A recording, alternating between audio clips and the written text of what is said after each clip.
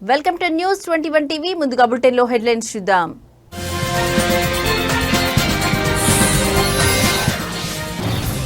ఉపరాష్ట్రపతి అభ్యర్థిగా మహారాష్ట్ర గవర్నర్ రాధాకృష్ణన్ ఎంపిక వెనుక బీజేపీ వ్యూహం ఉన్నట్లు సమాచారం.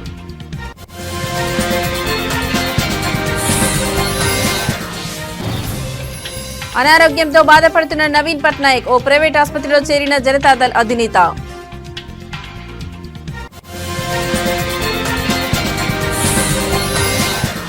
కేంద్ర మంత్రి జయశంకర్ తో మంత్రి లోకేష్ భేటీ. ఏపీలో డేటా సిటీ ఏర్పాటుకు సహకారం అందించాలని సూచన.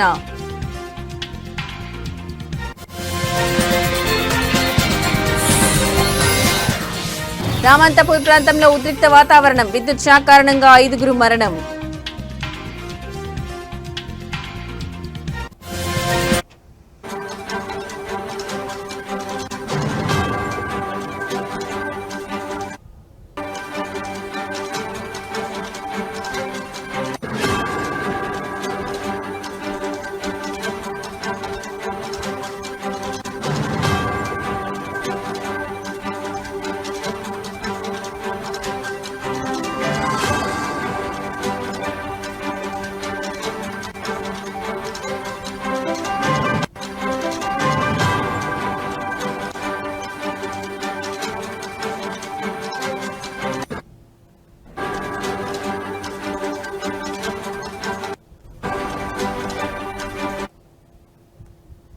రైట్, ఇక బ్రేకింగ్ న్యూస్ చూస్తున్నాం. ఉపరాష్ట్రపతి అభ్యర్థిగా మహారాష్ట్ర గవర్నర్ సిపి రాధాకృష్ణన్ పేరును ఎన్డీఏ కూటమి ప్రకటించేసింది. అనూహ్యంగా ఊహాగానంలో వినిపించని పేరు తెరపైకి వచ్చి ఆశ్చర్యపరిచింది.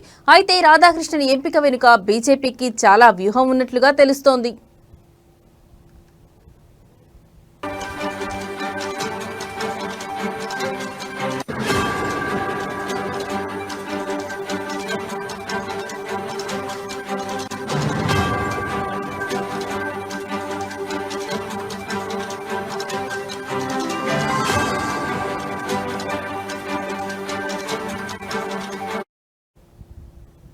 రాధాకృష్ణన్ స్వస్థలం తమిళనాడులోని తిరుప్పూర్. తమిళనాడులో ఆయనకు బీజేపీ నాయకులతో మంచి సంబంధాలు ఉన్నాయి. ఇక జార్ఖండ్, తెలంగాణ, పుదుచ్చేరి గవర్నర్ గా పనిచేసిన అనుభవం ఉంది. అంతేకాకుండా ఆర్ఎస్ఎస్ తో మంచి సంబంధాలు ఉన్నాయి. ఇక వచ్చే ఏడాది ఫిబ్రవరి లేదా మార్చిలో తమిళనాడు అసెంబ్లీ ఎన్నికలు జరగనున్నాయి. ఈసారి తమిళనాడులో బలం పుంజుకోవాలని బీజేపీ భావిస్తోంది.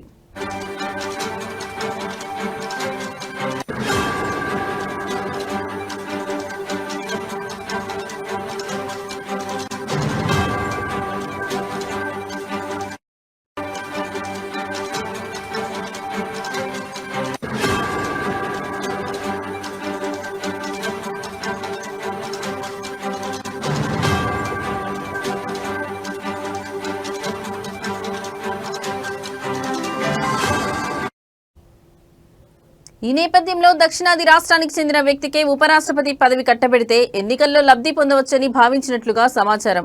అంతేకాకుండా దక్షిణాది రాష్ట్రాల్లో సొంతంగా బలం పెరిగే అవకాశాలు ఉంటాయని ఆలోచన చేసినట్లుగా తెలుస్తోంది. ఇందులో భాగంగానే రాధాకృష్ణన్ అయితే బాగుంటుందని భావించి బీజేపీ ఎంపిక చేసినట్లు తెలుస్తోంది. అంతేకాకుండా పార్టీకి వీర విధేయుడిగా కూడా పనిచేసిన చరిత్ర ఉంది. ఇలా అన్ని రకాలుగా రాధాకృష్ణన్ కు కలిసొచ్చింది. అందుకే ఆయనను ఎంపిక చేసినట్లుగా వార్తలు వినిపిస్తున్నాయి.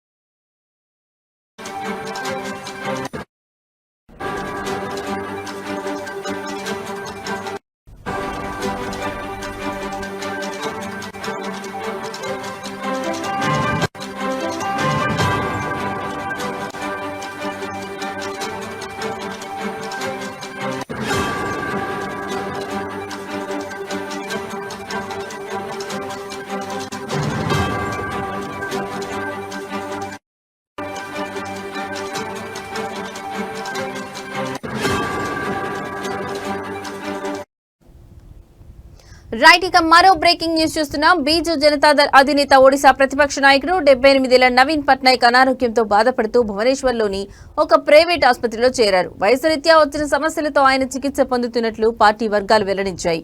ప్రస్తుతం ఆయన వైద్యుల పర్యవేక్షణలో ఉన్నారు. నవీన్ పట్నాయక్ ఆరోగ్యం గురించి పార్టీ ఎక్స్ లో ఒక పోస్ట్ చేసింది. డిహైడ్రేషన్ కారణంగా ఆయన భువనేశ్వర్లోని ఆసుపత్రిలో చేరారని, ప్రస్తుతం ఆయన ఆరోగ్య పరిస్థితి మెరుగుపడుతుందని, జగన్నాథుడి ఆశీస్సులు, ఒడిశా ప్రజల ప్రేమతో ఆయన త్వరలోనే ఆసుపత్రి నుంచి డిశ్చార్జ్ అవుతారని పోస్టులో పేర్కొంది.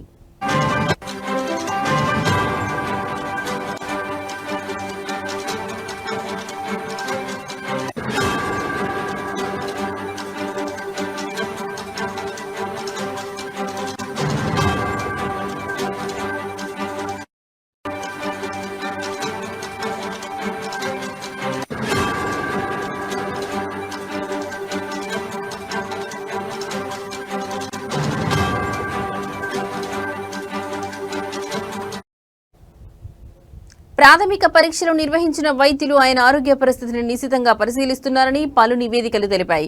ఆయన ఆరోగ్య పరిస్థితిపై ఆసుపత్రి యంత్రాంగం మరికొన్ని గంటల్లో ప్రకటన విడుదల చేసే అవకాశం ఉంది. నవీన్ పట్నాయక్ ఆసుపత్రిలో చేరారనే వార్త బయటికి రావడంతో రాష్ట్ర వ్యాప్తంగా ఉన్న ఆయన మద్దతుదారులు, శ్రేయోభిలాషులను ఆందోళనకు గురయ్యారు. అనేక మంది రాజకీయ నాయకులు, సాధారణ ప్రజలు ఆయన త్వరగా కోలుకోవాలని పూజలు చేస్తున్నారు. నవీన్ పట్నాయక్ ఇటీవల ముంబైలో సర్వికల్ ఆర్కిరైటిస్ శస్త్రచికిత్స చేయించుకున్న విషయం తెలిసిందే.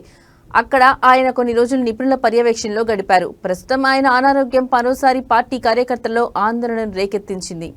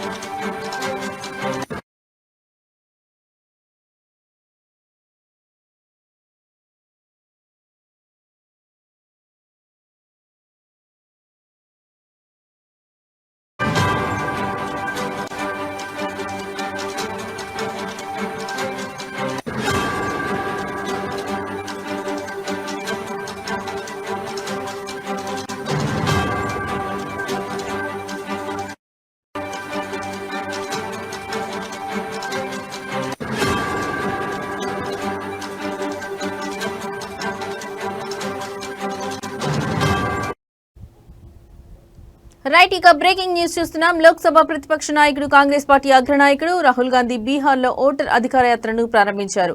బీహార్లోని ససారాం ప్రారంభమైన యాత్రలో బీహార్ మాజీ సీఎం లలూ ప్రసాద్ యాదవ్, తేజస్వి యాదవ్, వామపక్ష పార్టీల నాయకులు పాల్గొన్నారు.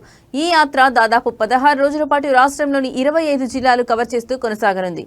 యాత్ర ప్రారంభానికి ముందు రాహుల్ గాంధీ మాట్లాడుతూ బీజేపీ, ఆర్ఎస్ఎస్ దేశంలో రాజ్యాంగాన్ని నాశనం చేయడానికి ప్రయత్నిస్తున్నాయని విమర్శించారు.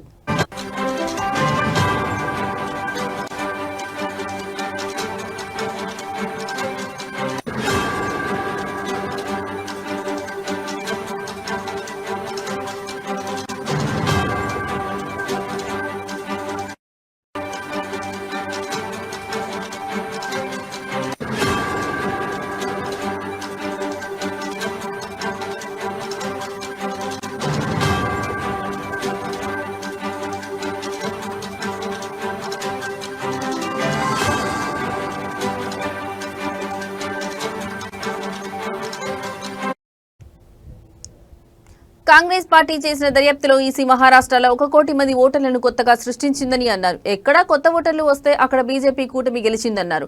అసలు అన్ని చోట్ల అంతమంది కొత్త ఓటర్లు ఎక్కడి నుంచి వచ్చారని ప్రశ్నించారు. తమ పార్టీ ఆధ్వర్యంలో కొత్త ఓటర్లపై ఫిర్యాదు చేసినట్లు తెలిపారు. కర్ణాటకలో చేసిన దర్యాప్తులో అన్ని రికార్డులను పోల్చితే రాష్ట్రంలో ఒక్కో అసెంబ్లీలో 1,00,000కు పైగా ఓట్లు చోరీ అయినట్లు గుర్తించామన్నారు. వీటిపై ఈసీకి ఫిర్యాదు చేస్తే తమ నుంచి అఫిడవిట్ కోరిందని అన్నారు. వారి దగ్గర ఉన్న డాటా గురించి ప్రశ్నిస్తే ఇలా అడగడం సరైనదా అని ప్రశ్నించారు. సీసీటీవీ వీడియోగ్రఫీని అడిగితే దానికి కూడా నిరాకరించినట్లు తెలిపారు. దేశంలో చాలా చోట్ల లోక్సభ, అసెంబ్లీలో ఓట్లు చోరీకి గురి అవుతున్నాయన్నారు. ఓటర్లను విభజించడం ద్వారా బీహార్లో కూడా ఓట్లను చోరీ చేయడానికి వారు సిద్ధమవుతున్నారని, కానీ తాము బీహార్ ప్రజలు వారికి ఈ అవకాశం ఇవ్వమని స్పష్టం చేశారు.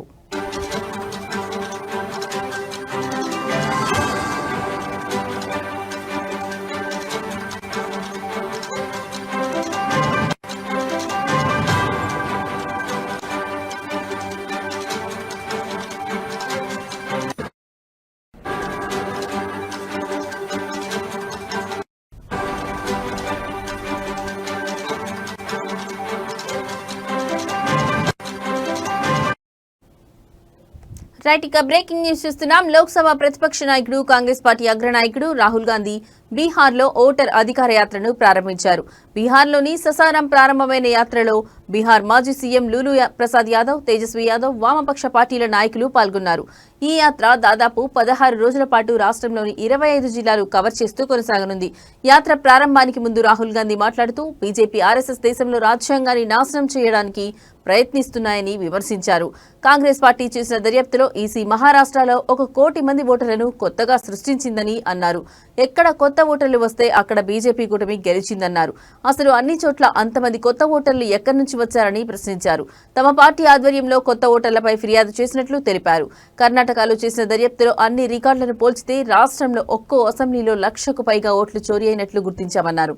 వీటిపై ఈసీకి ఫిర్యాదు చేస్తే తన నుంచి అఫిడవిట్ కోరిందని అన్నారు. వాళ్ళ దగ్గర ఉన్న డాటా గురించి ప్రశ్నిస్తే ఇలా అడగడం సరైందా అని ప్రశ్నించారు. సీసీటీవీ వీడియోగ్రఫీని అడిగితే దానికి కూడా నిరాకరించినట్లు తెలిపారు. దేశంలో చాలా చోట్ల లోక్సభ అసెంబ్లీలో ఓట్లు చోరీకి గురి అవుతున్నాయన్నారు. ఓటర్లను విభజించడం ద్వారా బీహార్లో కూడా ఓట్లను చోరీ చేయడానికి వారు సిద్ధమవుతున్నారని, కానీ తాము బీహార్ ప్రజలు వారికి ఈ అవకాశం ఇవ్వమని స్పష్టం చేశారు.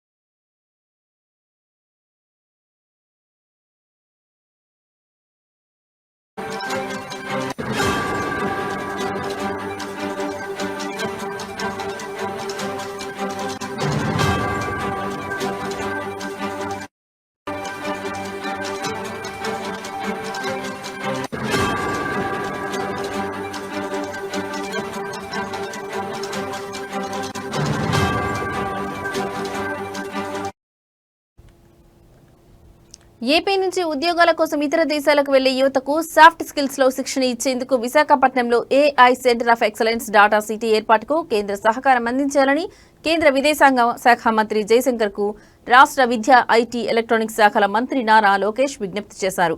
న్యూఢిల్లీలో కేంద్ర విదేశాంగ శాఖ మంత్రితో లోకేష్ భేటీ అయ్యారు.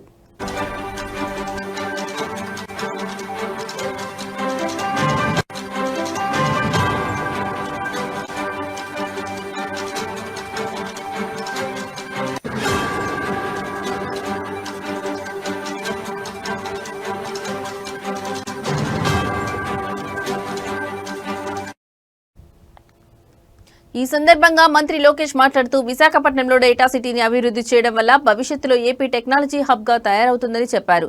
దీనికి సహకారం కావాలని కోరారు.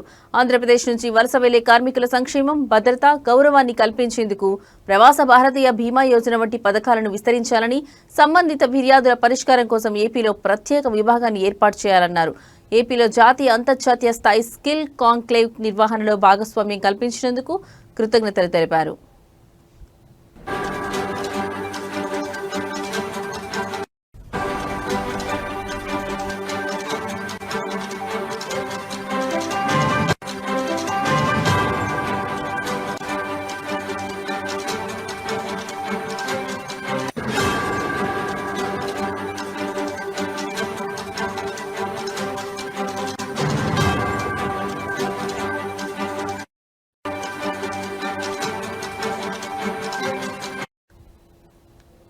వలస కార్మికులకు ఓవర్సీస్ ట్రైనింగ్, మైగ్రేషన్ ఇన్ఫ్రాస్ట్రక్చర్ కోసం ఫాస్ట్ ట్రాక్ అనుమతులతో పాటు నిధులు మంజూరు చేయాలని మంత్రి నారా లోకేష్ కోరారు.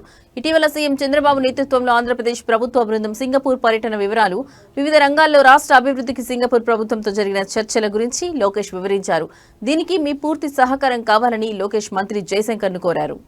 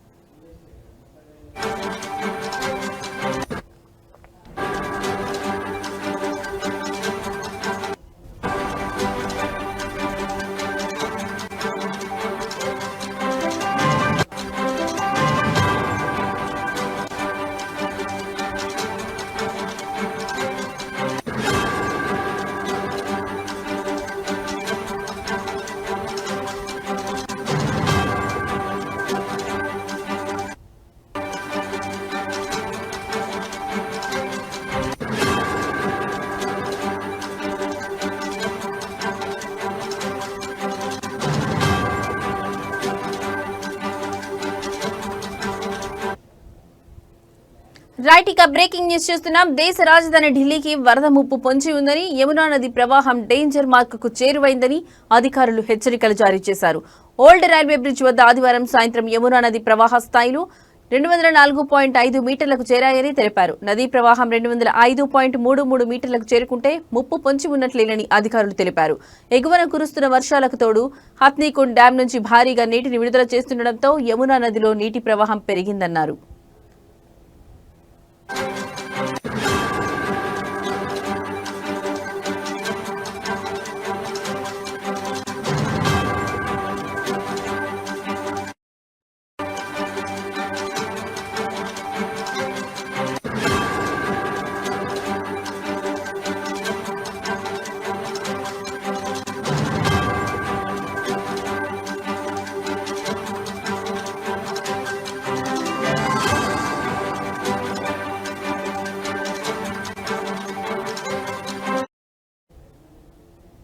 ప్రస్తుత పరిస్థితిని బట్టి యమునా నది నీటి ప్రవాహం డేంజర్ మార్కును దాటుతుందని అంచనా వేశారు.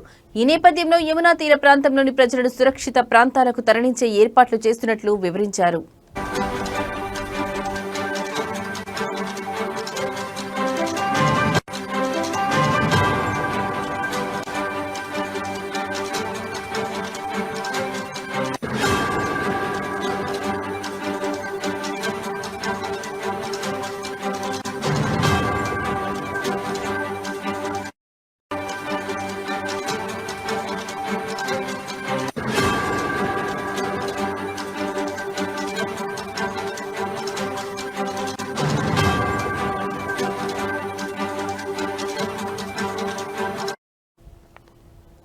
యమునా నదిలోకి హత్నీకుండ్ బ్యారేజ్ నుంచి 1.27 లక్షల క్యూసెక్ల నీటిని విడుదల చేస్తున్నట్లు అధికారులు తెలిపారు. వజీరాబాద్ బ్యారేజ్ నుంచి 46,000 క్యూసెక్ల నీటిని వదులుతున్నట్లు చెప్పారు. ఈ రెండు బ్యారేజ్ల నుంచి విడుదలయ్యే నీరు ఢిల్లీ దాకా చేరుకోవడానికి సుమారు 48 నుంచి 50 గంటలు పడుతుందని అన్నారు. దీంతో ఢిల్లీలోని లోతట్టు ప్రాంతాలను నీట మునిగే అవకాశం ఉందని తెలిపారు.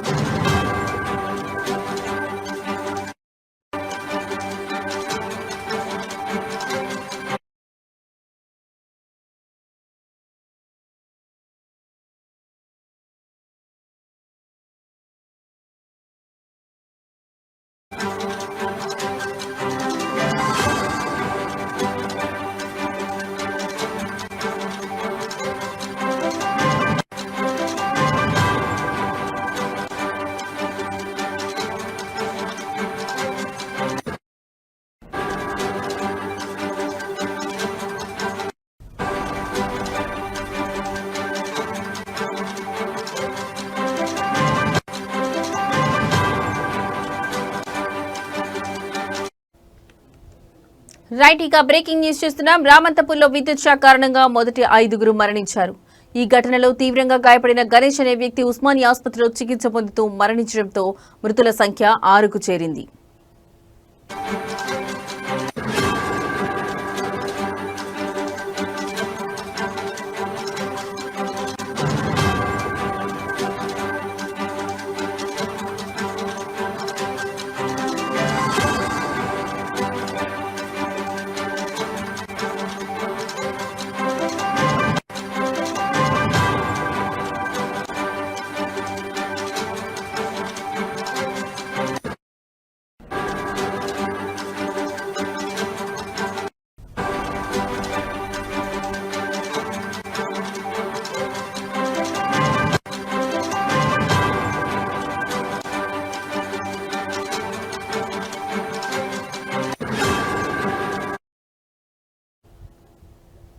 ఈ విషాదం జరిగిన వెంటనే విద్యుత్ శాఖ అధికారుల నిర్లక్ష్యం వల్లే ఇలా జరిగిందని ఆరోపిస్తూ స్థానికులు తీవ్ర ఆందోళనకు దిగారు. ఘటనా స్థలాన్ని పరిశీలించడానికి వచ్చిన విద్యుత్ శాఖ సీఎండీ ముషారఫ్ అలీని ప్రజలు చుట్టుముట్టి తమ నిరసనను వ్యక్తం చేశారు. పోలీసులు జోక్యం చేసుకుని పరిస్థితిని అదుపులోకి తెచ్చారు. ఈ ఘటనతో రామంతపూర్ ప్రాంతంలో ఉద్రిక్త వాతావరణం నెలకొంది.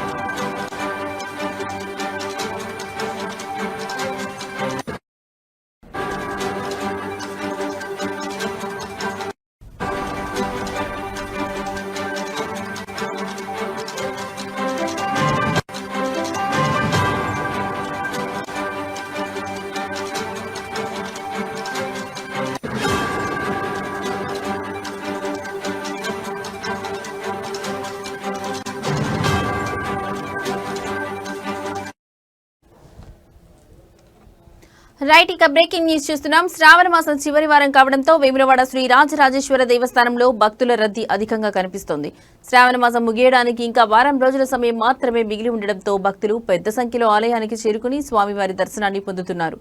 అదేవిధంగా స్వామివారి కోడమొక్కులు పాటు నిలువెత్తు బెల్లం కొలిచి వారి మొక్కులు చెల్లించుకోవడం జరుగుతుంది. భక్తులు ప్రత్యేక పూజలు అభిషేకాలు నిర్వహిస్తూ కుటుంబ సమేతంగా శివుని ఆరాధిస్తున్నారు. ఆలయ పరిసరాలు ఓం నమః శివాయ నినాదాలతో మార్మోగుతున్నాయి. అధికారులు భక్తుల సౌకర్యార్థం అన్ని ఏర్పాట్లు చేసినట్టు తెలియజేశారు.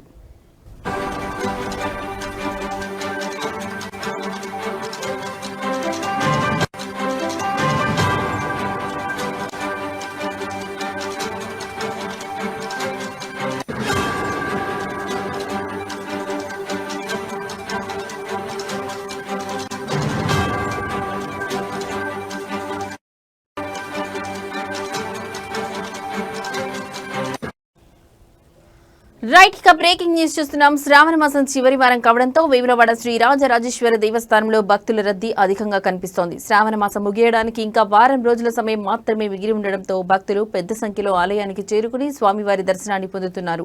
అదేవిధంగా స్వామివారి కోడెమొక్కులు పాటు నిలువెత్తు బెల్లం కొలిచి వారి మొక్కులు చెల్లించుకోవడం జరుగుతుంది.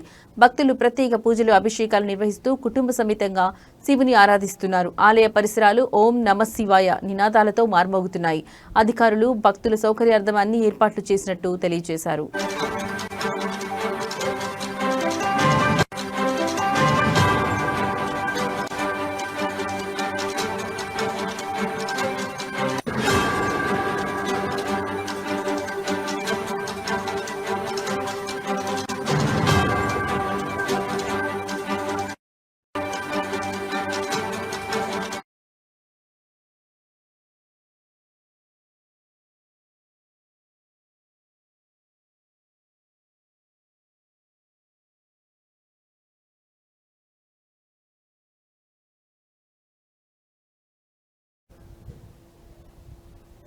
ఇవి ఇప్పటి వరకు నా బులెటిన్ అప్డేట్స్. నమస్తే.